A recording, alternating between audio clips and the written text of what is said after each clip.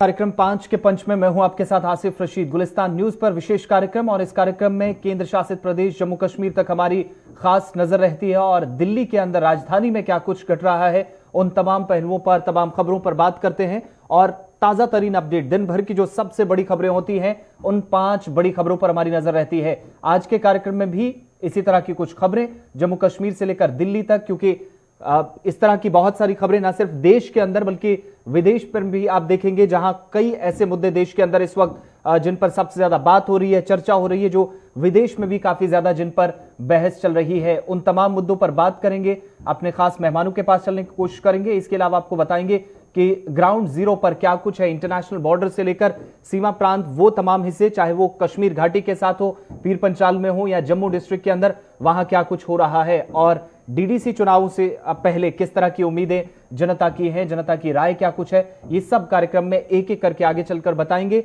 लेकिन सबसे पहले आपको ये बताएं कि आज के कार्यक्रम में कौन सी 5 बड़ी खबरें हैं जिन पर हम नजर रखने वाले हैं, जिन पर आपको आगे चलकर और भी विस्तार से बताएंगे कि ये खबरें आज क्यों सुर्खियों में है। सबसे पहली तस्वीर आपको नजर आ रही होगी जो कि किसानों की है, दिल्ली के अंदर, जहां पर अभी भी सिंघू बॉर्डर पर किसानों का प्रदर्शन चल रहा है। करीब 1 हफ्ता होने जा रहा है जब पंजाब से हरियाणा और फिर दिल्ली की तरफ इन किसानों ने कूच किया था।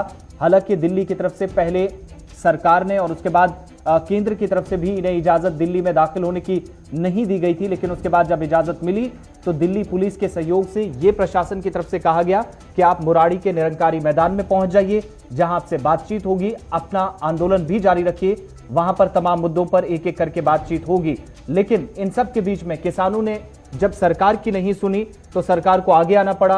गृह मंत्री की तरफ से बयान आया और किसानों को एक बार फिर ऑफर किया कि वो बातचीत करें। कृषि मंत्री खुद 3 दिसंबर से उनसे बातचीत करेंगे, लेकिन 3 दिसंबर से पहले भी बातचीत हो सकती है, ये उनसे कहा गया। ये बड़ी खबर, इस पर नजर रखेंगे और इस पर एक एक करके अब स्टेटमेंट्स भी आ रहे हैं, रिएक्शंस आ रहे हैं, क्या कुछ इस पर आज, क्योंकि काफी ज्यादा राजनीति इस पर दिल्ली से लेकर मुंबई और जम्मू कश्मीर तक हो रही है। इसके अलावा दूसरी तस्वीर आप देख रहे हैं जो महबूबा मुफ्ती, पीडीपी की जो इस वक्त चीफ हैं और former chief minister Jammu Kashmir की, वो आज प्रेस कॉन्फ्रेंस करने निकली। श्रीनगर में प्रेस कॉन्फ्रेंस की तो कई सारे सवाल उठाए, प्रश्न चिन्ह लगाया जो इस वक्त चुनावी प्रक्रिया जम्मू कश्मीर के अंदर चल रही है और जो अभी जो डीडीसी चुनाव है उनमें पूरा प्रोसेस जो रहा है उस पर अपनी जगह सवाल, लेकिन केंद्र पर भी आज एक बार फिर उन्होंने निशाना साधा। क्या कुछ वो मुद्दे थे जिन पर उन्होंने आज बात की और इस पर हम रिएक्शन भी लेना चाहेंगे। हालांकि वो धर्म तक राजनीति करने पहुंच गई, ये सब बीजेपी की तरफ से रिएक्शंस भी आ रहे हैं, लेकिन थोड़ी देर में हमारे साथ बीजेपी के प्रवक्ता भी इस पर ज्वाइन करेंगे, उनसे रिएक्शन लेंगे।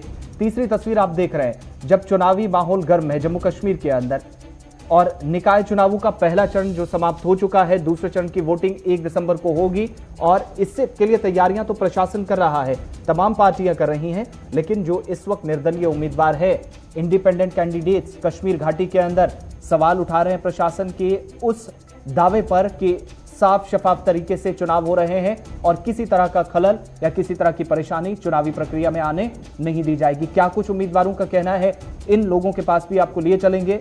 साउथ कश्मीर के अंदर उत्तरी कश्मीर के 2 बड़े डिस्ट्रिक्ट जहां पर यह खबर सामने आई है और दोबारा सवाल उठे हैं। चौथी बड़ी खबर आज की रहेगी गृह मंत्री अमित शाह जो कि हैदराबाद पहुंचे हैं। हैदराबाद का अगला मेयर कौन होगा, कुर्सी की लड़ाई के बीच एक दूसरे पर आरोप प्रत्यारोप, सवालों का सिलसिला, सवालों की बौछार और दावे भी काफी ज्यादा। आज गृह मंत्री का रोड शो, एक बड़ी तादाद वहां भी कार्यकर्ताओं की नजर आई हैदराबाद के अंदर चार मीनार पर। जब वो एक बार फिर निकले रोड शो के लिए, उसके बाद उन्होंने प्रेस कॉन्फ्रेंस की तो ये भी कहा कि अगर वो सत्ता में आते हैं, मेयर उनका बनता है, कॉर्पोरेशन के चुनाव अगर वो जीतते हैं तो निजाम जो इस वक्त यहां पर चल रहा है या जिस तरीके से सत्ता में बैठे लोग हैदराबाद के साथ कर रहे हैं, जनता के साथ कर रहे हैं, उन तमाम चीजों को देखा जाएगा, परखा जाएगा और उसके बाद जो सिस्टम यहां पे चल रहा है हैदराबाद के अंदर उसको खत्म करके नई तरीके से एक आजाद माहौल के अंदर लोगों को जिंदगी गुजारने का मौका दिया जाएगा। गृहमंत्री का बड़ा बयान। और दूसरी बड़ी बात कि जितना भी अवैध निर्माण हुआ है कहीं पर भी अगर वो चुनाव जीतते हैं तो सबसे पहले वो भी ये उनका एक प्रोसेस रहेगा आगे चलकर कि वो इस सारे प्रोसेस में जब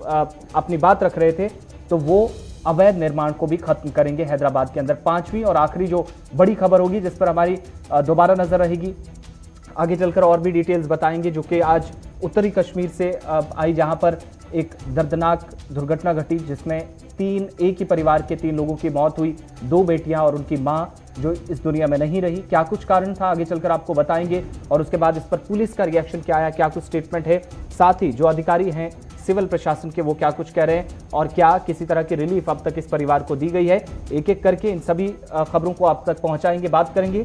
लेकिन कार्यक्रम की शुरुआत सबसे पहले बात करेंगे किसानों की, जो आपको बताया कि किसानों का प्रदर्शन यानी करीब 6 दिन हो गए हैं, लगभग 1 हफ्ता पूरा होने वाला है, अभी तक किसानों का प्रदर्शन है और किसान जो अपनी उनकी शर्तें हैं उन पर डटे हुए हैं। सरकार ने ऑफर भी दिया, बावजूद इसके बड़ी खबर यह है कि आज किसानों ने गृह मंत्री के उस ऑफर को, उस प्रस्ताव को ठुकरा दिया कि आप आइए, आपसे बातचीत होगी। दिल्ली के बॉर्डर पर किसानों का प्रदर्शन करीब 1 हफ्ते से जारी और अमित शाह के प्रस्ताव को आज किसानों ने ठुकरा दिया। मीटिंग की गई अमित शाह के स्टेटमेंट के बाद और बुराड़ी मैदान में आने से मना कर दिया है सभी किसानों ने। सिंघू बॉर्डर जहां पर किसानों की बैठक हुई, हालांकि उसके बाद कुछ और भी दल सामने आए जिनकी तरफ से दोबारा बातचीत की गई और वो प्रस्ताव जो गृह मंत्री अमित शाह की तरफ से कल रखा गया कि केंद्र सरकार आपका पूरा ख्याल रखेगी, आपकी शर्तें देखते हुए बातचीत आपसे की जाएगी। लेकिन किसानों ने ये कहा कि गृह मंत्री का जो प्रस्ताव है ये खारिज किया कि तमाम जो बातचीत का जो अगर रास्ता है तो बिना शर्तों के होना चाहिए, ये मांग आज रखी गई। अब केंद्रीय सरकार की तरफ से अगला कदम क्या होगा? 3 दिसंबर से पहले भी बातचीत हो सकती है, खुद होम मिनिस्टर कह चुके हैं। जो गृह सचिव हैं अजय भल्ला, उन्होंने चिट्ठी लिखकर किसानों को बातचीत का न्योता दे दिया है। अब देखने वाली बात यह होगी गृह मंत्री के बाद जो दूसरा प्रस्ताव जो गृह सचिव की तरफ से गया है उस पर क्या कुछ रिएक्शन आता है। गृह सचिव के आमंत्रण पर किसान संघों की शाम 4 बजे जो खबर आई थी पहले मीटिंग होगी और अभी जो अपडेट मिल रहा है कि मीटिंग चल रही है, इसे लेकर फाइनल डिसीजन क्या आता है थोड़ी देर में अगर इस पर अपडेट होगा। क्या आगे बातचीत का रास्ता खुला, तो सरकार की तरफ से कहा जा रहा खुला है, लेकिन किसान जो संघ हैं वो मानेंगे, ये सभी दल एक साथ आएंगे, सरकार के साथ बातचीत के लिए तैयार होंगे, ये एक बड़ा सवाल यहां पर बना हुआ है। अभी तक तैयारी नहीं और बॉर्डर पर फिलहाल किसान डटे हुए हैं। और साथ ही साथ आपको बताते चलें, शिवसेना लीडर संजय राउत की तरफ से भी आज एक बड़ा बयान सामने आया और संजय राउत ने कहा कि जिस तरीके से किसानों को रोका गया, पानी की बौछारें हुई, लाठीचार्ज हुआ, उनके साथ झड़पें हुई, उनके साथ आतंकवादियों जैसा सलूक नहीं होना चाहिए था। उन्होंने सीधे तौर पर सरकार पर प्रश्न उठाए। जिस तरह से किसानों को दिल्ली में आने से रोका गया है, ऐसा लगता है ये कोई बाहर से आए, देश के किसान नहीं है, कोई बाहर से आए हैं। उनके साथ जो बर्ताव किया है वो टेररिस्ट, आतंकवादी जैसा किया है। खास करके वो सिख है, वो पंजाब से आए हैं, हरियाणा से आए हैं, इसलिए उनको विभाजनवादी। चले, संजय राउत बात कर रहे थे किसानों को लेकर, क्योंकि किसानों का प्रदर्शन आज करीब 1 हफ्ता होने जा रहा है। अभी भी सरकार हालांकि झुकने पर मजबूर जरूर हुई है, लेकिन बड़ी बात यह है कि किसानों की तरफ से अभी तक शर्तें कुछ जो सरकार ने रखी है वो नहीं मानी। बढ़ते आगे, बात अब केंद्र शासित प्रदेश जम्मू कश्मीर की, जहां पर पीडीपी की चीफ और जम्मू कश्मीर की पूर्व मुख्यमंत्री ने आज प्रेस कॉन्फ्रेंस की। महबूबा मुफ्ती की तरफ से प्रेस कॉन्फ्रेंस की गई। धर्म के नाम पर देश को इस वक्त भारतीय जनता पार्टी बांट रही है, महबूबा मुफ्ती का आज एक बड़ा आरोप। दूसरा जो उनकी तरफ से कहा गया कि जो गुपकार अलायंस की जो पार्टियां हैं उन्हें इस वक्त चुनावी प्रक्रिया में या प्रचार करने की उन्हें इजाजत नहीं मिल रही है। एक बड़ा सवाल आज भी खड़ा किया महबूबा मुफ्ती ने, एक के धर्म के नाम पर देश को बांटने की कोशिश, एजेंडा थोपने की कोशिश जो होने नहीं दिया जाएगा, प्रचार करने की इजाजत नहीं महबूबा मुफ्ती के अनुसार, और ऐसे एजेंडे से देश कभी नहीं चल सकता। महबूबा मुफ्ती ने और क्या कुछ कहा वो आपको सुनाते हैं और इसके बाद भारतीय जनता पार्टी के प्रवक्ता का रिएक्शन लेंगे। मेरा ये कहने का मकसद है कि जब से हमने डीडीसी इलेक्शन में पार्टिसिपेट करने का फैसला किया, तब से जो पहले यहाँ जम्मू कश्मीर में पिछले 1-1.5 साल से जो ज्यादतियाँ हो रही थी, रिप्रेशन हो रहा था, उसको और भी ज़्यादा बढ़ाया गया, उसकी 1 डिग्री और उसको ऊपर लिया गया। आपको मैंने पहले भी कहा है कि जैसे हमारे जो कैंडिडेट्स हैं, जो पीएचडीडी के कैंडिडेट्स हैं, उनको बाहर नहीं जाने देते हैं, उनको कहीं बंद रखा हुआ है, जो घरों में उनको कैंपेन के लिए जाने नहीं देते। मुझे समझ नहीं आता है कि ये कैसा इलेक्शन है जिसमें आप कैंडिडेट को ही कैनवैसिंग के लिए जाने नहीं दे रहे हो, तो वो कैसे लड़ेगा, वो क्या करेगा। जो मुसलमान हैं उनको पाकिस्तानी कहते हैं, जो सरदार हैं उनको खालिस्तानी कहते हैं, जो एक्टिविस्ट हैं उनको अर्बन नक्सल्स कहते हैं, जो स्टूडेंट्स हैं, चाहे वो लड़कियां हैं या लड़के हैं, उनको टुकड़े टुकड़े गैंग कह के एंटी नेशनल्स कहा जाता है। जब औरतें निकलती हैं कोई प्रोटेस्ट करने के लिए तो उनको भी एंटी नेशनल कहा जाता है कि भाई इनको पाकिस्तान से संदेशा आया हुआ है। तो मुझे समझ नहीं आता है कि अगर सब लोग एंटी नेशनल हैं, टेररिस्ट हैं, खालिस्तानी हैं, कश्मीरी टेररिस्ट हैं, मुसलमान पाकिस्तानी हैं, सरदार खालिस्तानी हैं, तो इस मुल्क में हिंदुस्तानी कौन है? सिर्फ बीजेपी, जो जब से उन्होंने सरकार संभाली है इस मुल्क के टुकड़े करने के बगैर कुछ भी नहीं कर रहे हैं। They are dividing this country like anything, एक दूसरे के साथ लड़ा रहे हैं। क्या है रोशनी? रोशनी वॉज अ स्कीम, पर उसको स्कैम बना दिया। जो असली इनका स्कैम है, जो इलेक्टोरल बॉन्ड्स का इनका स्कैम है, उसको खोले ना। उसमें तो सुप्रीम कोर्ट पिछले 1.5 साल से हेयरिंग नहीं दे रहे हैं। रोशनी में अब तो अगर बड़े लोग हैं, अगर अमीर लोग हैं, अगर उन्होंने कोई गलत किया है, पहले तो मुझे लगता है सबने रोशनी स्कीम जो एक लॉ पास हुआ था नेशनल कॉन्फ्रेंस के टाइम में, जिसको आजाद साहब के टाइम में इंप्लीमेंट किया गया, इट वाज अ लॉ। हमारी असेंबली ने वो कानून बनाया था। और अगर उस लॉ के तहत किसी ने अपनी जमीन जो है लीगलाइज की तो वो स्कैम कहां से हो गया? अब तो बदकिस्मती से जो ये खुद नहीं कर पाते हैं, कोर्ट्स को सामने कर देते हैं। क्योंकि जब एक गरीब इंसान के ऊपर या किसी भी इंसान के ऊपर मुसीबत आती थी तो वो अदालत चला जाता था। अब तो अदालत के जरिए ही ये सब कुछ कर रहे हैं। आपके इतने चेक पॉइंट्स हैं, अगर समस्या नहीं है, अगर 370 को खत्म करने के बाद सारी समस्याएं खत्म हो गई हैं, फिर तो फौज को यहां नहीं होना चाहिए था। They should be at the borders. So election में कितने लोग पार्टिसिपेट करते हैं, नहीं करते हैं, it has got nothing to do with the Kashmir issue. Kashmir issue is there, it's going to be there as long as जो इसका रेजोल्यूशन नहीं होता है, सोल्यूशन नहीं होता है, डायलॉग के जरिए जम्मू कश्मीर के लोगों के साथ बातचीत हो, पाकिस्तान के साथ बातचीत हो। अनफॉर्चुनेटली जितने भी हमारे इंस्टीट्यूशंस हैं जिनको यहाँ जमहूरियत को बचाना चाहिए था, डेमोक्रेसी को बचाना चाहिए था, हमारे राइट्स को बचाना चाहिए था, वो कॉन्स्टिट्यूशन की कसम तो खाते हैं, but they are implementing BJP's agenda in total. They are in the forefront of attempting implementing BJP's agenda. हमें कुछ समझ नहीं आ रहा है किसके पास जाएं। अभी डीडीसी की शिकायत हमारे जो चेयरपर्सन है फारूक साहब ने भी लगाई, इलेक्शन कमिश्नर से लगाई कि भाई हमारे, और वहां से झूठ बोलते हैं कि नहीं बिल्कुल आपने खुद देखा, मुझे नहीं जाने दिया। 2 दिन मुझे रोकते रहे, तीसरे दिन भी कहा नहीं अब इलेक्शन है। So the only thing they are trying to do is that they want to they are want to get to me. कुछ मिल नहीं रहा है और मेरी पार्टी को बैन करना चाहते हैं, मुझे मेरे पीछे पड़ना चाहते हैं। बंद रखा है उसको, एक हमें बंद रखा गया है, चुनावी प्रचार करने की इजाजत नहीं दी जाती और देश को बांटने की कोशिश हो रही है, कोर्ट के जरिए डराने की कोशिश। महबूबा मुफ्ती के आरोपी, और इसी पर जवाब लेने के लिए भारतीय जनता पार्टी के प्रवक्ता डॉक्टर ताहिर चौधरी साहब इस वक्त हमें ज्वाइन कर चुके। बहुत शुक्रिया डॉक्टर साहब ज्वाइन करने के लिए। महबूबा मुफ्ती के आरोप, अगर सब कुछ ठीक ठाक चल रहा है, बेहतर माहौल में चुनाव प्रक्रिया इस वक्त भी जम्मू कश्मीर के अंदर अगर चल रही है, तो पूरे प्रोसेस पर फिर सवाल क्यों? प्रचार में जाने की इजाजत नहीं, जो महबूबा मुफ्ती कह रही है। देखिए, पीडीपी की जो चेयरपर्सन महबूबा मुफ्ती जी की अभी मैं बात सुन रहा था, उनकी प्रेस कॉन्फ्रेंस की मैंने सारी बातें सुनी। उनके जितने भी आरोप हैं सभी बेबुनियाद हैं। इस तरह के इस टाइम पे आरोप लगाना मुझे नहीं लगता कि कोई बात बनती है। उन्हें पूरी तरह से छूट रही है, पूरी तरह से वो वैली में घूमती रही हैं, पूरी तरह से उन्होंने प्रचार किए हैं डीडीसी के इलेक्शंस के, और उनके जो कैंडिडेट भी हैं डीडीसी के जो थे सभी उनके प्रचार करते रहे हैं। इस टाइम पे लास्ट मोमेंट पे आके ये इल्जाम लगाना कि हमें बंद रखा जा रहा है, हमारे कैंडिडेट्स को अंदर रखा जा रहा है, ये किया जा रहा है, वो किया जा रहा है, इस तरह की कोई चीजें नहीं है। जहां तक भारतीय जनता पार्टी के जो हमारे कुछ एरियाज के कैंडिडेट डीडीसी के इलेक्शन के थे, जो सेंसिटिव एरियाज थे, हमने अपने कैंडिडेट्स को सिक्योरिटी जोन्स में रखा, उनके ऊपर हमने प्रतिबंध रखे, क्योंकि अभी तक भारतीय जनता पार्टी ने वैली के अंदर बहुत हमने नुकसान उठाया, हमारे बहुत सारे लीडर्स को निशाना बनाया गया और हमारे बहुत सारे लीडर्स शहीद भी हुए हैं। ये आसिफ साहब आप भी जानते हैं और महबूबा मुफ्ती मैडम भी जानती हैं। इसी पर तो महबूबा मुफ्ती कह रही हैं, अगर 370 हटने के बाद कहा गया सब कुछ ठीक है तो फिर भी क्यों नहीं? ये भी तो सवाल जरूर सरकार से पूछा जाएगा। देखिए, 370 को बिल्कुल हटाया गया, 35A को हटाया गया। जो चीजें हटाई गई हैं वो चीजें वापस कभी नहीं आएंगी, ये ख्वाब देखना ये लोग छोड़ दें।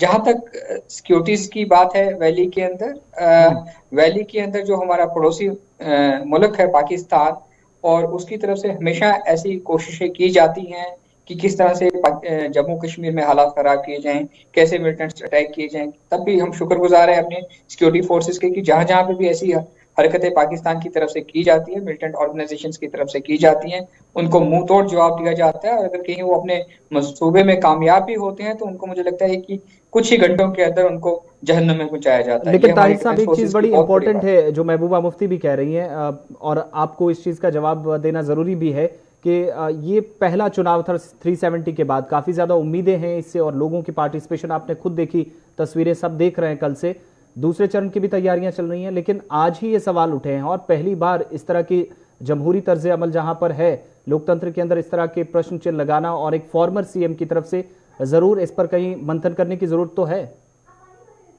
देखिए, मैं आपको एक चीज क्लियर करूं, कल ही आपने देखा कि जब इलेक्शंस हुई स्टार्ट, वहां पे लोग वोटिंग करने के लिए और कितनी तादाद में पहली बार वैली में लोग घरों से बाहर निकले हैं वोट करने के लिए, और एक लंबी लंबी लाइनें नजर आई है। शाम तक इलेक्शन कमीशन को एक्स्ट्रा टाइम देना पड़ा उन लोगों को वोट डालने के लिए कि लोग वोट डाल सके। इस चीज को देखते हुए इन लोगों को, महबूबा मुफ्ती मैडम को, डॉक्टर फारूक अब्दुल्ला साहब को, पूरे गुपकार जो अलायंस है इनका पूरा, जिसको हम गैंग कहते हैं, इन लोगों को खुश होना चाहिए। पहली बार वैली में लोग इतने मेजोरिटी में बाहर आए और इलेक्शन किया है, और मुझे लगता है कि जो भी रिजल्ट आएगा उसे हमें मानना पड़ेगा। लेकिन जो वो भी तो ये पार्टी कह रही है कि कामयाब होके आएगी, परसेंटेज उसे हमें जितनी भी मानना हो, ये पड़ेगा। माजी में भी होती थी और पहले भी होना, ये कोई अभी जिस तरीके से प्रोसेस चल रहा है या जितने लोग पार्टिसिपेट कर रहे हैं इन चुनावों में, तो ये तो कोई समस्या का समाधान नहीं है। नहीं, देखिए, आप पहले इस बातचीत तरह की करें वोटिंग पाकिस्तान के साथ। देखिए, पाकिस्तान के साथ भारतीय जनता पार्टी ने, हमारी सरकार ने हमेशा हाथ बढ़ाया बातचीत करने का। जब जब हमने बात की, हमें पीठ के पीछे से छुरा घोंपा गया। चाहे आप उसमें दीनानगर का अटैक ले लीजिए, पठानकोट का ले लीजिए, पुलवामा का ले लीजिए, अभी हाल ही में देखिए नगरोटा में एक बहुत बड़ा हादसा होते होते हमारी सिक्योरिटी फोर्सेस के अलर्ट रहने की वजह से मिलिटेंट्स को मारा गया। अगर वो मिलिटेंट्स अगर वैली के अंदर जाते तो कोई बड़ा हादसा वो करने में, अपने मंसूबे में कामयाब होते। इसलिए पाकिस्तान की तरफ से, भारत देश की तरफ से कभी भी हाथ बढ़ाने की मुझे नहीं लगता कि अब जरूरत है। पाकिस्तान को जब भी जवाब दिया जाएगा, मुंह तोड़ जवाब दिया जाएगा। एक आखिरी चीज डॉक्टर साहब, जहां चुनावी प्रक्रिया पर हम बात कर रहे हैं, जिस पर महबूबा मुफ्ती भी सवाल उठा रही थी, हमारे पास ऐसे सबूत भी हैं जो इंडिपेंडेंट कैंडिडेट्स हैं वो खुद सवाल उठा रहे हैं। प्रोसेस तो चल रहा है, सभी पार्टियां इस वक्त जा रही हैं, वो ये कह रहे हैं लेकिन हमें बंद रखा गया है, जो थोड़ी देर में हम तस्वीरें भी बताएंगे। ऐसा क्यों कि कुछ लोगों के साथ जो इल्जाम आपकी पार्टी पर है कि बहुत सारे लोगों को रोका जा रहा है, इंडिपेंडेंट कैंडिडेट्स हैं जिन पर दबाव बनाया जा रहा, प्रोसेस में वो आजादी के साथ नहीं जा पा रहे, ये सब चीजें फिर क्यों? महबूबा मुफ्ती के फिर सवाल तो जायज बनते हैं जो आपसे पूछे जा रहे हैं। देखिए आसिफ साहब, जो वो कुछ परसेंट कैंडिडेट्स के ऊपर इस तरह की अगर बात आ रही है, उनकी मूवमेंट्स के ऊपर रिस्ट्रिक्शन रखी जाएगी उनकी सिक्योरिटी को देखते हुए। वो वहां पे जो सिस्टम है, इस टाइम पे वैली का जो सिस्टम है, सारा सिक्योरिटी एजेंसीज देख रही हैं, जेएंडके पुलिस देख रही है, सीआरपीएफ देख रही है, उनकी हाई कमांड्स देख रही है। इसमें भारतीय जनता पार्टी का कोई लेना देना नहीं है। उसमें हमारे लोग भी हैं, हमारे लोगों के ऊपर भी इंस्ट्रक्शंस हैं कि आप इस एरिया में जा सकते हो, इतने एरिया में जा सकते हो, इतने टाइम तक बाहर रह सकते हो। सर, केंद्र में आप है ना, जिम्मेदारी आपकी है ना। अगर साउथ कश्मीर के अंदर कोई कैंपेन के लिए निकलता है तो उसे केंद्र ने आश्वासन दिया है, जरूर लोकल अथॉरिटीज तो बाद में उसको देखेंगी, लेकिन बड़ी जिम्मेदारी उसकी भी जो सरकार में है।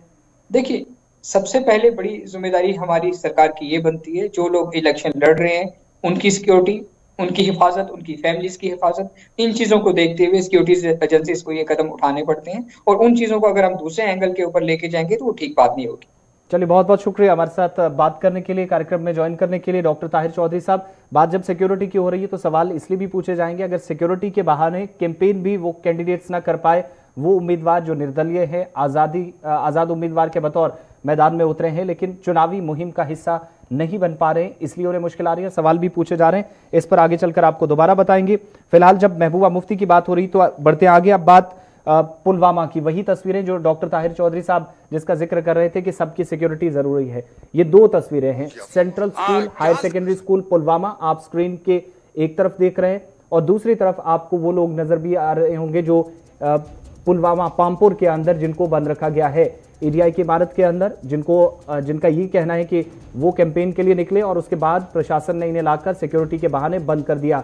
ये किसी पार्टी से जुड़े हुए उम्मीदवार नहीं है बल्कि निर्दलीय हैं, इंडिपेंडेंट कैंडिडेट्स हैं। इनकी तरफ से क्या कुछ कहा गया है, क्या सवाल है, ये आपको पहले साउंड बाइट सुनाते हैं और उसके बाद इन्हीं उम्मीदवारों में से दोनों स्कूल्स के अंदर, एक तरफ ईडीआई इमारत के अंदर जो रुके हैं और 10-15 दिनों से जो स्कूल के अंदर हैं पुलवामा में, उनकी बात भी सुनाएंगे और आगे चलकर इस पर और भी बात करें। जनाब ये गर तुलित सुबह ये काल फार्म भर सुबह अनिक तुलित गर न दितु गर पोस तुलने न दिख पलव गर तुलने वातन सोदी गो लाइनि पे अनिक वातन EDI मज थक बंद न दिवान नबर नेरन न कुन किस्म फैसिलिटी अगर ये बेमार पेवान कह जार फार पेवान हेर कर सारे तम पे नबर त्रावान कहें गई सो सूरत नंबर 2 प्रॉब्लम पन कि अनिक थक ये बंद खर्ची कहें पानस सन गो बेमार दवा फल अनो कत गर अयाल सह सोरे मरान लिहाजा सन दाद रसी करो अस त्रो यल अगर बाकी ये पुलवाम डिस्ट्रिक्ट यल थक सिर्फ अशगोजा ब्लॉक क्या थोक बंद ये जहर खेनस पे ये EDI कहन न ये फैसिलिटी न गर वन पन सहल नफर मरहा तो अकु मरहा अस मोद पत अयाल अस त्रो मेहरबानी कर यल DC साहबस करान फोन सह रेस्पॉन्ड दिवान SP साहबस करान DSP साहबस करान SHO साहबस करान अस कहन बोजान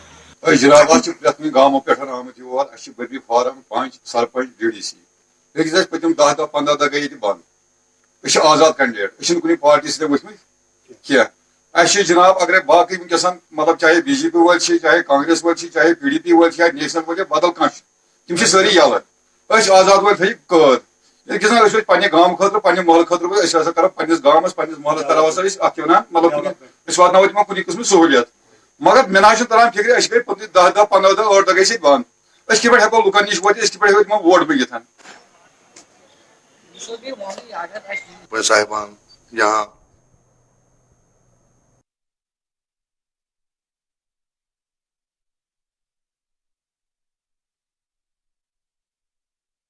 तस्वीरें आप देख रहे हैं और पुलवामा की उत्तरी कश्मीर का जिला जहां पर प्रशासन ने सिक्योरिटी के नाम पर जो इन लोगों का आरोप है कि उन्हें जब से उन्होंने फॉर्म भरा और उसके बाद पर्चा भरने के बाद सिक्योरिटी के इंतजामात इन इलाकों के अंदर कैसे हैं ये सब चीजें बताकर प्रशासन ने इन्हें घरों से उठाया और किसी तरह की तैयारी या चुनावी मुहिम जो चल रही है इस समय वो नहीं कर पा रहे हैं, उसमें हिस्सा नहीं ले पा रहे हैं। एक तस्वीर EDI जहां पर पामपुर के अंदर एक बड़ी तादाद अभी भी पंचों और सरपंचों के नजर आ रहे हैं जो DDC चुनावों के लिए भी उम्मीदवार हैं और दूसरी तरफ आप देख रहे हैं कि वो लोग जो इस वक्त भी central higher secondary school Pulwama के अंदर रखे गए हैं जो बाहर जाना चाहते हैं और कह रहे हैं कि 15 दिन हो गए यहां से बाहर निकलने की इजाजत नहीं है। इसी पर आज महबूबा मुफ्ती भी सवाल पूछ रही थी, वो तो यहां तक कि ये भी कह रही थी कि PAGD के या उनके अलायंस के जो लोग हैं उन्हें जाने की इजाजत नहीं, जिस पर BJP का कहना है कि सबकी सिक्योरिटी का ख्याल रख करके वो पुलिस की निगरानी में अलग अलग इलाकों के अंदर जरूर जा रहे हैं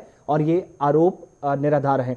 ये एक तो बात, लेकिन ये वो कैंडिडेट्स हैं जो इंडिपेंडेंट है। बार बार हम कह रहे हैं कि निर्दलीय उम्मीदवार भी अगर अपनी बात नहीं रख पा रहा है तो वो जरूर प्रशासन से, कंसर्न अथॉरिटीज से सवाल पूछेगा। साउथ कश्मीर के पुलवामा के अंदर जहां पर इससे पहले नॉर्थ के अंदर भी सवाल इसी तरह के उठाए गए थे जहां पर रोकने की बात हुई थी और अब पुलवामा के अंदर। इस वक्त मुश्ताक अहमद साहब हमारे साथ हैं जो सरपंच हैं और पुलवामा से हमारे साथ हैं। मुश्ताक साहब बहुत शुक्रिया ज्वाइन करने के लिए। क्या परेशानी आ रही है आपको, क्या कुछ सिचुएशन है आपकी तरफ से जो बात रखी गई है इंतजामिया के सामने, मामलात क्या है पूरे, जरा तफसील से बताइएगा। जनाब सर, जब हमने फार्म भर लिया इस 12 तारीख को, तो फिर उसके बाद हम दूसरे दिन पुलिस आई घर पे, तो सवेरे सुबह 7 बजे उठा लिया घर से जी। फिर उसके बाद थाने में ले गए, थाने के बाद लाइन में, फिर लाइन से हमको लाया इधर EDI पामपुर में जी। घर से बिल्कुल एक पैसा भी उठाने नहीं दिया, ना कपड़े उठाने दिए पुलिस ने, और हम बिल्कुल नंगे यहाँ पे बैठे हैं। ये सही बात है कि यहाँ पे इन्होंने हमें पूरी फैसिलिटी रखी है, खाने पीने का, रहने का इंतजाम रखा है, मगर एक बात है, हम घर में कमाने वाले जो बंदे यहाँ पे हैं, ये सब घर में अपने अपने हेड ऑफ द डिपार्टमेंट है अपने घर के, तो बाकी जो परिवार है हमारा घर पे, ये सारे लोग बिल्कुल मुनहसिर है, हमारे ऊपर ही उनका दारोमदार है। तो पैसे की जब कमी आती है तो घर में प्रॉब्लम होते हैं, घर में बच्चे हैं, माँ बहनें हैं, सब बेकार पड़े हैं, हमारे लिए वो बहुत परेशान है। जी मुश्ताक साहब, एक चीज और भी बताइए, क्या जब आप कैंपेन के लिए जा रहे हैं क्या आप पुलिस की निगरानी में जा रहे हैं या निकलने ही नहीं दिया जाता है? असल वजह क्या है? हमें निकलने ही नहीं दिया जाता है। क्या बताया जा रहा है? बिल्कुल हमें गेट तक बिल्कुल नहीं जाने देते हैं ये। तो अथॉरिटीज, हायर अथॉरिटीज तक आपने बात पहुंचाई? एसएसपी साहब से बात हुई क्या? कुछ हायर अथॉरिटीज तक हमने डीसी साहब, एसपी साहब और हमारे कंसर्न जो थाने का एसएचओ साहब है उन तक बात पहुंचाई, बिल्कुल कोई रेस्पॉन्ड नहीं देते हैं वो। बहुत शुक्रिया मुश्ताक साहब हमारे साथ बात करने के लिए। सीनियर न्यूज एडिटर सनम एजाज इसी खबर पे हमारे साथ हैं। सनम, आज भी महबूबा मुफ्ती भी इसी चीज को लेकर सवाल पूछ रही थी और सरकार कह रही है सब कुछ ठीक ठाक है। यहां तक कि इलेक्शन कमिश्नर ने भी सिक्योरिटी का भी हवाला दिया था और बीजेपी स्पोक्स पर्सन भी अभी कह रहे थे कि सिक्योरिटी बड़ा इंपॉर्टेंट इशू है जिसको देखा जा रहा है। लेकिन इन सब के बीच में बाकी पार्टियों के तो बाद में हम बात करेंगे, लेकिन जो आजाद उम्मीदवार हैं, इंडिपेंडेंट कैंडिडेट्स भी सवाल उठा रहे हैं। और अगर 10 से 15 दिन इंतखाबी मुहिम में कोई हिस्सा नहीं ले पाता, चुनावी प्रक्रिया में आगे नहीं बढ़ पाता, तो ऐसे में सवाल एडमिनिस्ट्रेशन से पूछे जाएंगे।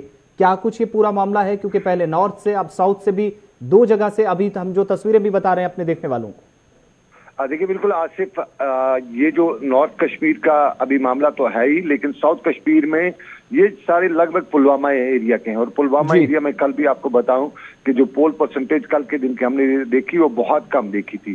साफ जाहिर है वहां थोड़ा सा टेंस भी है और टेंस के साथ साथ वहां पे ये सिचुएशन जो है कि जो कैंडिडेट्स हैं उनको बाहर जाने नहीं दिया जाता है, ये लगातार वहां से इल्जाम लग रहे हैं। और जिस तरह ये जो ईडीआई है, श्रीनगर का, पापोर का ईडीआई, इन सबको वहां पे बकौल इन लोगों के हॉस्टेज रखा गया है, इनको बाहर नहीं निकलने दिया है। ये बिल्कुल वही कहानी है जो समुद्र जो सैलाब के साथ कमल बह रहा था और बाद में मालूम हुआ कि ये रीच है। इन लोगों को भी यही लगा था पहले कि बड़ा सुहाना है, हम यहाँ जाएंगे, फॉर्म भरेंगे, हमें सिक्योरिटी मिलेगी, गाड़ी मिलेगी, उसके बाद 1-2 महीने हम ऐश करेंगे, फिर देखा जाएगा जीत होगी या नहीं होगी, वो देखा जाएगा। लेकिन इनके गले ऐसा पड़ा हुआ कि अब ये निकल भी नहीं रहा है, निकलने भी नहीं सकते। और इंतजामिया खासतौर पर नॉर्थ कश्मीर, साउथ कश्मीर में जो एडमिनिस्ट्रेशन है वो इन पे काफी ज्यादा इन सभी मामलात को लेके जो है एक तरह से दबाव बनाए हुए है और इन्हें निकाला जाता है, कैंपेनिंग के लिए निकाला जाता है। लेकिन सिक्योरिटी में और सब लोगों को एक ही गाड़ी में, जिस तरह पिछली बार भी नेशनल कॉन्फ्रेंस ने इल्जाम लगाया था कि एक गाड़ी में इनको भरा जाता है, उसके बाद अपने गाँव पहुंचाया जाता है और वहां 2 घंटे के लिए टाइम दिया जाता है, उसके बाद वापस लाया जाता है। पुलिस भी कोई रिस्क नहीं लेना चाहती है क्योंकि उनको साफ जाहिर है, पता है उनके इलाके में अगर अल्लाह ना करे कोई ऐसा कोई वाक़ात पेश आ जाता है तो उसके बाद उन्हें बहुत ज्यादा भुगतना पड़ता है। तो पुलिस उस रिस्क से बचने के लिए इनको अब इस तरह से श्रीनगर के ईडीआई में या दूसरे जो इनके लिए जो अकोमोडेशन रखी गई उसमें इन्हें रखती है और उसके बाद ले जाती है। तो इससे जो पोल परसेंटेज है वो कम रहेगी। कल पुलवामा की हमने पोल परसेंटेज देखी, वो कम रही। और खुद आप जिस तरह आपने अभी बताया, महबूबा मुफ्ती ने जो बात दोपहर 2:30 बजे प्रेस कॉन्फ्रेंस की उसमें भी उसने ये सवाल उठाया और महबूबा मुफ्ती ने इल्जाम लगाया कि उनके लोगों के साथ, खासतौर पर बीटीपी या पीजीए यानी वकार अलायंस के लोगों के साथ इस तरह का सलूक किया जाता है। लेकिन ये सिर्फ उनके साथ भी नहीं है बल्कि जो इंडिपेंडेंट कैंडिडेट्स हैं वो भी वहां पे लाकर तैयार हैं। धन्यवाद तमाम जानकारी के लिए। सीनियर न्यूज एडिटर सनम एजाज हमारे साथ थे। बात जब लोगों की हो रही है, इंडिपेंडेंट कैंडिडेट्स की, जो इस वक्त चुनावी प्रक्रिया में आगे नहीं जा पा रहे या फिर पुलिस की निगरानी में अगर निकलते भी हैं, तो इन लोगों का आरोप है कि आज 15 से 20 दिन होने वाले हैं लेकिन वो अभी तक बाहर नहीं जा पा रहे हैं। और एक जगह नहीं बल्कि 2 जगह की आपने तस्वीरें भी देखी और साउंड बाइट भी सुना। ये उम्मीदवारों की अपनी जगह जो उनके इस वक्त मामलात है, उनके इश्यूज हैं। दूसरी तरफ अगर देखें तो जनता के भी जो इस वक्त परेशानियां हैं, खासतौर से उन एरियाज के अंदर जो सीमा प्रांत है, जहां पर कभी भी संघर्ष विराम का उल्लंघन होता है सीमा पार से, तो उसका जवाब तो यहां से भी दिया जाता है। लेकिन बीच में अगर कोई सबसे ज्यादा प्रभावित होता है तो वो ये लोग जो सीमावर्ती इलाकों में रहते हैं, जिनका गुजारा यहां पर रहता, खेतीबाड़ी करते हैं, मजदूर काफी ज्यादा हैं और इन लोगों की इन चुनावों से काफी ज्यादा उम्मीदें जुड़ी हैं। अब आपको सांबा लिए चलते हैं। सांबा, जहां पर अंतर्राष्ट्रीय सीमा पर एक दूर दराज इलाका, क्या कुछ इस सीमा के साथ सटे इलाकों के रहने वाले लोगों का कहना है? हमारे संवाददाता ऋषि खुजूरिया ने इन लोगों से बात की जिनकी उम्मीदें काफी ज्यादा हैं और डीडीसी चुनाव, उनकी इस वक्त जितनी भी मुश्किलें हैं या कठिनाइयां इन इलाकों के अंदर है, उन सब की समस्या का हल ये चुनाव है, इन लोगों का मानना है। और क्या कुछ कहा, पहले इन लोगों को सुनते हैं। हमें सबसे ज्यादा शेलिंग में अपना टाइम व्यतीत करना पड़ता है और हम सबसे पहले हमारी यही डिमांड होगी कि जो हमारे नुमाइंदे बन के आएंगे, हमारे जो वंकर की प्रॉब्लम है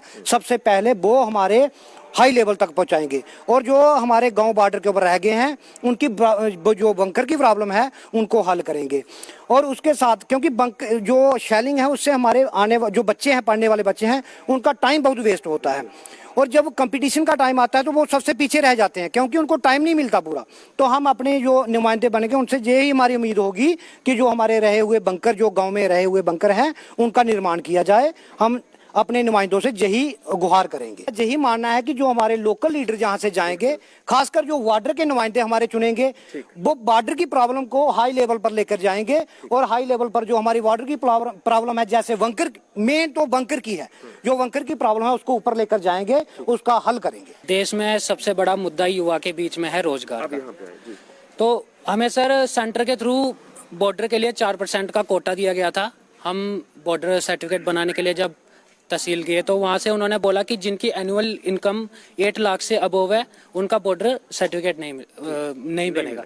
तो सर मैं यही आपके थ्रू पूछना चाहता हूँ कि जो सीज फायर वायलेशन होता है, क्या बम ये पूछ के गिरेगा कि ये भाई 8 लाख से ऊपर इनका घर है, इनकी इनकम 8 लाख से ऊपर है तो यहाँ हम बम नहीं फेंकेंगे, इनकी इनकम 8 लाख से नीचे है तो यहाँ हम बम फेंकेंगे। तो सर मैं आपके थ्रू यही उम्मीद करता हूँ कि हम भाई इस समय स्टडी कर रहे हैं, स्टूडेंट हैं, तो हम रोजगार के लिए एक सीट के लिए लड़ते हैं सर। तो हमें 1% कोटा जो मिलता है हमें सर सेंटर के थ्रू प्रोवाइड हो गया, लेकिन यहाँ पे हमारा काम नहीं हो पा रहा है। तो सर आपके थ्रू हम यही उम्मीद करते हैं कि ये हमारा जो मुद्दा है सोल्व होगा और डीडीसी इलेक्शन के जो हमारा मुद्दा यही है और लोकल लोग उठ रहे हैं यहाँ से, उनको पता है हमारी प्रॉब्लम्स क्या है। आप यहाँ पर आए, आपका क्या नाम है? नीतू देवी। नीतू जी, आप अंतर्राष्ट्रीय सीमा पर रहते हैं और क्या क्या दिक्कतें हैं आपको जो आज भी पेश आ रही हैं, जिनका हल आज भी नहीं हो पाया है? दिक्कतें तो यही है कि बंकर नहीं मिल रहे हैं। इधर सभी गांव में बन गया बॉर्डर पर। अच्छा। हमारे गांव में नहीं बने हैं। हम छोटे छोटे बच्चे लेके कहीं जाते हैं, प्रॉब्लम आती है और हम कभी नहीं भी जाते हैं। बम जब भी गिरता है फिर बच्चे भी घबराते हैं, इसलिए हमें बंकर ही चाहिए। और जो भी प्रॉब्लम है वो तो पता ही है, माता पिता जो चुनना होगा जो हमने, वो वहाँ जाएगा, उनको हमारा पता है कि हमें कौन सी प्रॉब्लम है, हम कौन सा काम, आपके लोकल जो यहाँ के लोग हैं हमें कौन सी चीज चाहिए, हाँ कौन सी चीज चाहिए वो हमें हमारी उधर मदद जरूर करेंगे। हाँ। चलिए, कहीं ना कहीं इनको उम्मीद है कि यहाँ अंतर्राष्ट्रीय सीमा पर ये रहने वाले जो लोग हैं इनको आने वाले दिनों में कोई मुश्किलें पेश नहीं आएंगी और डीडीसी के चुनाव जम्मू कश्मीर यूटी में जिस तरह से पहली बार होने जा रहे हैं तो यही उम्मीद करते हैं कि डेवलपमेंट के कार्य होंगे। दिक्कतें साफ तौर पर गिनवाई है, बंकर यहाँ पर नहीं बने हुए, यहाँ बॉर्डर सर्टिफिकेट के लिए जो युवा ने बात की है कि पाकिस्तान का गोला ये पूछकर नहीं आएगा कि वो अमीर है या गरीब है, गोला जब गिरेगा तो वो किसी के भी घर में गिरेगा। तो यहाँ पर बॉर्डर सर्टिफिकेट जो बनाए जा रहे हैं वो 8 लाख की इनकम जिसकी है उसको नहीं मिल पा रहा है, उससे नीचे वाले को मिल रहे हैं। तो ये भी दिक्कतें हैं, कई छोटी छोटी दिक्कतें हैं, बिजली पानी की समस्या है। उम्मीद यही है इन लोगों को कि यहाँ बॉर्डर पर इन दिक्कतों का हल होगा। इन डीडीसी के चुनावों के बाद जो प्रत्याशी जीत कर जाएगा वो इनकी उम्मीदों पर खरा उतरेगा। फिलहाल के लिए ऋषि खजूरिया, गुलिस्तान न्यूज। चलिए, सीमा प्रांत से आपने रिपोर्ट देखी ऋषि खजूरिया की। अब आपको सीधा किश्तवाड़ लिए चलते हैं, चिनाब वैली के अंदर। वहां की तस्वीरें भी बताते हैं क्योंकि प्रशासन दूसरे चरण के लिए तैयार हो गया है और पोलिंग पार्टीज अलग अलग जो दक्षिण और अन्य इलाकों के अंदर हैं, जहां पर काफी दूर दराज इलाकों में बर्फ की वजह से या खराब मौसम की वजह से दिक्कतें काफी ज्यादा प्रशासन को खुद आती हैं, इसलिए पहले पोलिंग पार्टीज आज भी भेज दी गई। हमारे साथ इस वक्त हमारे संवाददाता अजय शान किश्तवाड़ से लाइव है। अजय, क्या कुछ और डिटेल्स हैं, किन किन इलाकों के लिए टीमें रवाना की गई? देखिए, आज सिर्फ जिला किश्तवाड़ में जो दूसरे चरण में मतदान होना है वो है दक्षिण और पाडर जी, जो कि मड़वा वाड़वन की तरह वहां पर सड़क संपर्क तो है, लेकिन कहीं ऊपरी इलाकों में वहां पर हिमपात हुआ है, जिसके चलते प्रशासन ने आज से ही वहां पर जो 60 पोलिंग बूथ हैं उसके लिए जो टीमें हैं, चाहे उसमें पोलिंग स्टाफ हो या सुरक्षा कर्मी हो या जो दूसरा सामान सामग्री चुनाव की होती है, उसके समेत पूरी पार्टीज को वहां आज रवाना कर दिया है ताकि कल शाम तक वो अपने अपने जो पोलिंग बूथ है वहां पर पहुंच जाए और जो 1 दिसंबर को दूसरे चरण का मतदान होना है उसमें कोई दिक्कत ना हो। आसिफ, इधर जी सबसे बड़ी बात जो ये आ रही है कि जो पाडर की कॉन्स्टिट्यूंसी है वो जिला किश्तवाड़ में सबसे ज्यादा मतदाता इसी केंद्र कॉन्स्टिट्यूंसी में है। 15,000 से ज्यादा मतदाता इस पाडर में जा रहे हैं। जो डीडीसी काउंसिल के सदस्य को 1 तारीख को चुनेंगे। हालांकि वो परिणाम तो 19 तारीख के मतदान के बाद 21 को आएगा, लेकिन उनका जो भविष्य है। जानकारी के लिए अजय, समय काफी कम है और किश्तवाड़ के अंदर भी दूर दराज इलाकों के अंदर दूसरे चरण में मतदान सही तरीके से हो, किसी तरह का खलल ना पड़े पूरी प्रक्रिया में, पहले से ही टीमें भेज दी गई हैं। और दक्षिण के साथ साथ दूसरे इलाके के अंदर भी आज प्रशासन ने बाजाब्ता टीम बनाकर पहले एयरलिफ्ट की पहले चरण के लिए और आज भी पुलिस प्रशासन की निगरानी में पूरी टीम भेज दी गई है। और चलते चलते आपको बनिहाल की खबर बताएंगे, जहां पर जब चुनाव की बात हो रही है तो बनिहाल के अंदर भी चुनावी मौसम आज चरम सीमा पर जो प्रचार चल रहा था वो नजर आया। आखिरी दिन जहां पर न केवल एक तरफ नेशनल कॉन्फ्रेंस या पीडीपी जो अलायंस है और दूसरी तरफ भारतीय जनता पार्टी या जो निर्दलीय उम्मीदवार है वो पूरा जोर लगाते नजर आ रहे हैं। और मुहिम तमाम इलाकों के अंदर हुई, अलग अलग जगह से आप तस्वीरें देख रहे हैं। कांग्रेस की मैदान में यहाँ पर नजर आ रही है बनिहाल ए और बी के अंदर, जहाँ पर दूसरे चरण के तहत यहाँ वोटिंग होनी है सेकंड फेज के अंदर। और दूसरे चरण में जब ये वोटिंग होगी तो देखने की वाली बात ये होगी कि लोगों का रुझान कितना होगा। आज तो लोग काफ़ी ज़्यादा इस प्रचार में नजर आए, जहां पर इंडिपेंडेंट कैंडिडेट्स या फिर अलायंस और भारतीय जनता पार्टी के लोग नजर आए, लेकिन चुनाव में कितनी परसेंटेज रहेगी और उम्मीद भी यही की जा सकती है कि लोग बड़ी तादाद में बाहर निकलेंगे। ये कैंपेन का आज आखिरी दिन था और इसके लिए तैयारियां जोरों पर। हमारे संवाददाता आरिफ वहीद ने यहाँ से रिपोर्ट भी बताई है और क्या कुछ ग्राउंड जीरो पे उन्होंने देखा वो भी फटाफट से आपको बताएं। चुनावी माहौल के हवाले से अगर बात करना चाहेंगे, सेकंड फेज के जो इंतखाबात आज अब जो यानी 1 तारीख को यहाँ पर वोट डाले जाएंगे। बनिहाल की 2 कॉन्स्टिट्यूंसीज के अंदर कल पहले मराइल के इंतखाबात रामसू और खड़ी में मुकम्मल हो गए और कहीं ना कहीं ये जो 1 तारीख को जो दूसरे मराइल में जो बनिहाल के अंदर इंतखाबात डाले जाएंगे 2 कॉन्स्टिट्यूंसी के अंदर, ये यानी डोलीगाम का इलाका है, काफ़ी सेंसिटिव ये दोनों सीट्स जो है बनिहाल की मानी जाती है। और इस सड़क पे तकरीबन सभी पार्टियों के जो लोग हैं इस वक्त काफ़ी ज़्यादा सैकड़ों की तादाद में यहाँ पर गाड़ियाँ जो है इस सड़क पर देखती हुई नजर आ रही है। मार्केट की बात करना चाहेंगे चूँकि आज कैंपेन की आखिरी डेट है और कहीं ना कहीं यहाँ पर अगर माने तो बनिहाल में इंडिपेंडेंट कैंडिडेट्स और सियासी पार्टियों के लीडरान के बीच में जो है एक बहुत ही ज़बरदस्त और दिलचस्प मुकाबला जो है वो होने को जा रहा है। और अब उम्मीद ये कि लोग जो है इस बार जो है किस तरह का कैंडिडेट यहाँ पे चुनते हैं, चूँकि हमारी गाड़ी भी है तकरीबन 1.5 किलोमीटर दूरी पे जो है बिल्कुल जामिंग में फंसी हुई है, जहाँ पर सभी सियासी या इंडिपेंडेंट कैंडिडेट्स की गाड़ियाँ जो है दर्जनी और सैकड़ों लगी हुई है। अब देखना यह है कि 1 तारीख को जो है लोग किस तरह का फैसला करें। लेकिन यहाँ पर अगर देखें तो इस बार जो सियासी पार्टियों के जो कैंडिडेट्स हैं उनको डायरेक्ट सीधा मुकाबला जो है इंडिपेंडेंट कैंडिडेट्स के साथ है, चाहे यानी फीमेल रिजर्व कैटेगरीज में जहाँ पर महिलाएं जो है इलेक्शन लड़ रही है। तो एक बहुत दिलचस्प मुकाबला जो है लोगों को जो है आने वाले समय में डीडीसी चुनाव के हवाले से देखने को मिल सकते हैं। कैमरा पर्सन शकील नाइक के साथ आरिफ वहीद, गुलिस्तान न्यूज़। तो काफी दिलचस्प मुकाबला होने की उम्मीद दूसरे चरण में, और मंगलवार को यानी 1 दिसंबर को वोटिंग होगी, लेकिन इसके लिए सबको इंतजार करना होगा। बहरहाल आज मुहिम खत्म हो चुकी है और इस मुहिम के साथ ही जहां पर जम्मू कश्मीर के अंदर तमाम पार्टियां जोर लगा रही हैं तो प्रशासन पर भी सवाल उठाए जा रहे हैं और उस पर जवाब भी इलेक्शन कमिश्नर की तरफ से लगातार दिया जा रहा है। इस कार्यक्रम में फिलहाल इतना ही। आसिफ रशीद को इजाजत दीजिए।